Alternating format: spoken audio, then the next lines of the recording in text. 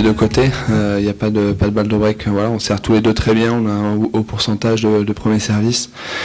Et après, c'est vrai que tout le long du match, j'ai eu beaucoup de mal à le lire. Il servait beaucoup de premières. Je pense qu'il doit être un peu plus de 70%. J'ai pas regardé les stats, mais ça doit être quelque chose comme ça, il me semble.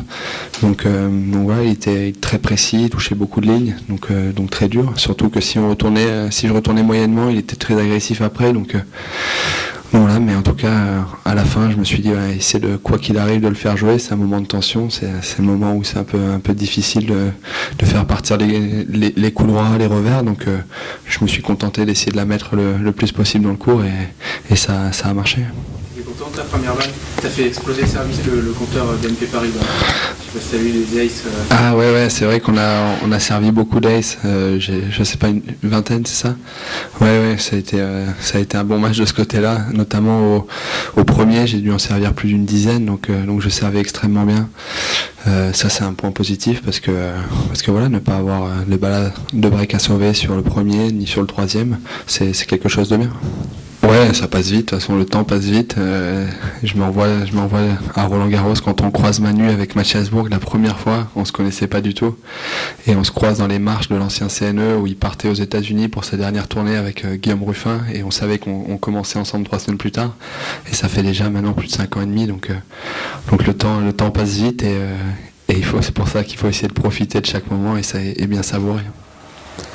Sur le match du jeu, tu t'es fait plaisir en termes de niveau de jeu, tu as eu l'air de savourer le moment peut-être plus que sur un autre match. Ouais, non, comme la plupart des matchs, je prends énormément de plaisir à jouer, encore plus en France quand le public est comme ça derrière moi à la fin. Donc voilà, c'était je pense un bon match, très difficile à gagner contre un très bon joueur. Donc voilà, c'est toujours très bon de gagner ce genre de match.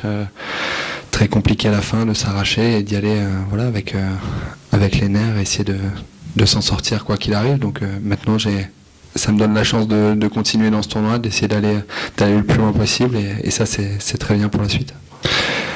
Qu'est-ce que j'en pense? J'imagine que ça va être dans une ambiance très particulière pour nous, on va dire, dans le sens où je pense que les Italiens on le sent chaud et ils vont être derrière leur pays. Après je pense qu'on a tous hâte d'y être, même si c'est dans quelques semaines et qu'il y a de grosses échéances avant ça. Mais en tout cas voilà, c'est dans un coin de notre tête, de ma tête, et dans le cas où je suis sélectionné et que je fais partie de cette rencontre, il faudra essayer de se sortir du piège italien. Ouais, comme l'an dernier c'était pareil, on avait décidé de jouer sur terre battue. Ça permet, quoi qu'il arrive, de commencer la préparation sur terre à ce moment-là. Donc pour moi, ça tombe au bon moment. Compliqué, ce qui est surtout compliqué, c'est de jouer un premier tour 2 mois après l'avoir gagné. Je pense que là-dessus, il y a des choses qui pourraient changer parce que quand on gagne un tournoi, on joue jamais le même tournoi 2 mois après. On remet pas notre titre en jeu aussi rapidement dans ce qu'on appelle la Coupe du Monde du tennis. Donc pour moi, la jouer tous les ans, c'est peut-être ça perd un peu peut-être de son mythe, alors que si on la mettait un peu plus rarement, tous les 2 ans peut-être, ça ferait de cette compétition, ça regagnerait un peu de sa valeur. Après dans ma tête, il n'a jamais été question d'arrêter de la jouer. J'ai 24 ans, c'est ma 3e année en Coupe Davis, donc pour moi, les émotions qu'on vit sur le court quand on porte le maillot de l'équipe de France, il n'y a rien de plus beau. Donc voilà, même si c'est vrai que c'est assez particulier de défendre son titre dès le 1er février ou 2 février quand on l'a gagné fin novembre. Nico c'est un très bon joueur. Il a eu un peu de mal en début d'année sur le côté simple, mais là il rejoue du très bon tennis cette semaine. Ça m'étonne pas, il travaille très dur au quotidien, donc quand on travaille, les résultats reviennent toujours quoi qu'il arrive. Et donc je m'attends à un match très compliqué. On se connaît parfaitement, on s'entraîne très souvent ensemble, on fait partie de la même équipe de Coupe Davis, donc là je m'attends à un match difficile. Je l'ai pas vu jouer de la semaine et je le connais. Je sais qu'il est de mon année d'âge, mais je l'ai jamais vu jouer, donc je le connais pas. Je sais que Manu est en train de regarder le match, donc il aura des conseils à me dire, mais de mon côté, pour l'instant, je sais pas du tout comment il joue.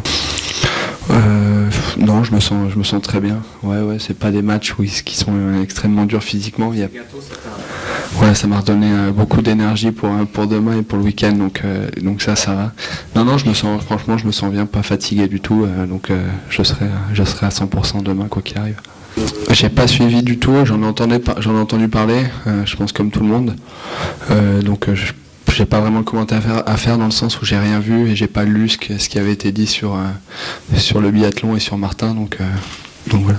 On s'est jamais rencontrés, on s'est déjà parlé quelques fois via les réseaux.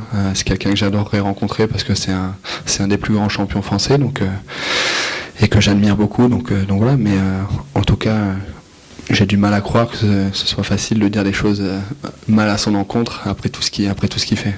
Ouais, non, je l'ai pas lu. Moi, je préfère pas lire. Feeling the sunshine.